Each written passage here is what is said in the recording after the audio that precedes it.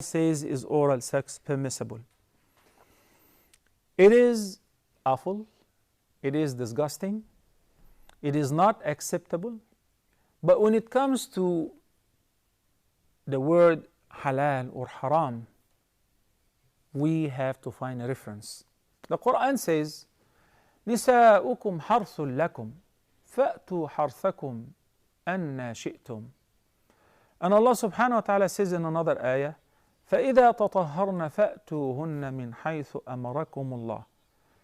So it is perfectly lawful for every spouse to enjoy his spouse, the entire body, except one thing. فَأْتُوهُنَّ مِنْ حَيْثُ أَمَرَكُمُ اللَّهُ is to have an intimate relationship in the orifice which is created for this reason, okay, which is al-farj. Having an intimate relationship in the rear orifice is absolutely forbidden, one of the major sins, and it can take out of Islam. That is the only prohibition in this regard. Similarly, having intercourse during the menses.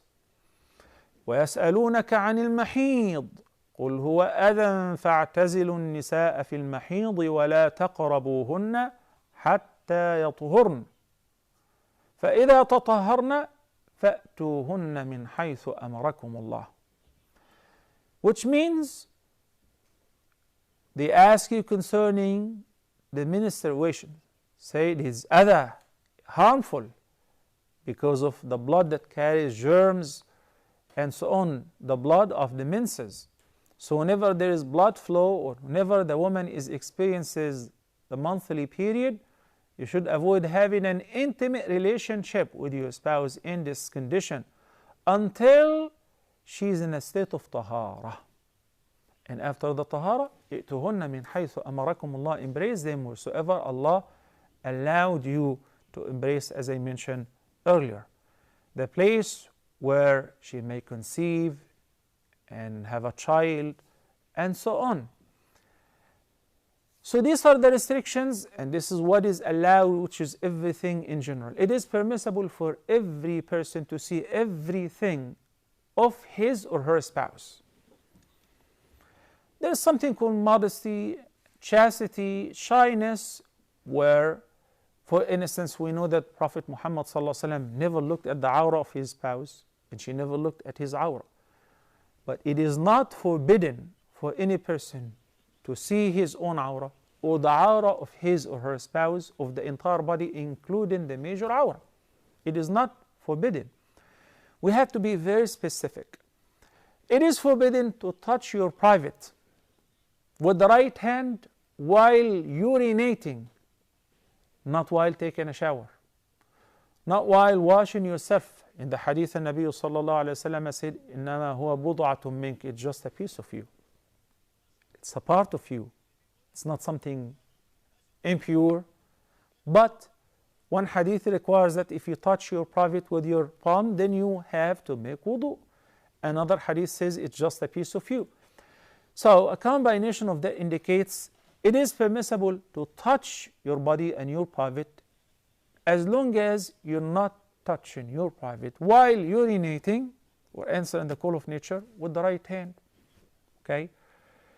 So which means that doesn't apply to touching the private of the other. I know that this is a very sensitive subject, but you cannot imagine how many questions we get in this regard. I cannot bury my head in the sand and say and act blind and neglect it, because these questions are from the youth. In America, a college student just asked me straightforward question, and she was a girl: is oral sex halal or haram? It is easy to say haram. Can you support that with a proof? Can you say it is forbidden due to the following reference? I can only say that it is imitating animals. It is disgusting. It is a place of impurity.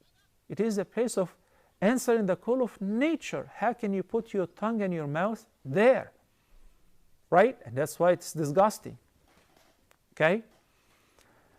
It should be avoided because unfortunately this is all imported from the West, Western societies who have tried everything. When they are done and finished with women and having even the worst kind of intimate relationship, which is forbidden and it leads to kufr, okay, they went to have sexual relations with the same gender, homosexuality. And when they're done with that, they moved on to animals. They will not have an end or a red line. Why? Because Allah subhanahu wa ta'ala says, وَمَنْ أَضَلُّ مِمَّنِ اتَّخَذَ إِلَهَهُ هَوَاهُ. Who is more astray than one who has taken his hawa, his lust or desire, as his own God? In a sense that whatever he desires, he does. Whatever they crave for as a lust, they do. Nothing is haram or restricted. And the widespread of the STDs, sexual transmitted diseases, is simply because of that. Mouth cancer, وَالْعِيَاذُ بِاللَّهِ, throat cancer. Think about it. The place of urination and the place of answering the call of nature, the place which is full of microorganisms, which are normal flora for this place.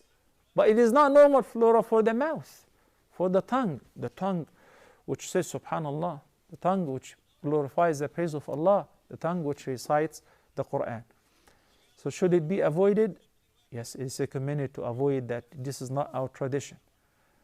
But again, I cannot tell you it is forbidden because of a straightforward reference. I hope this answer is very clear.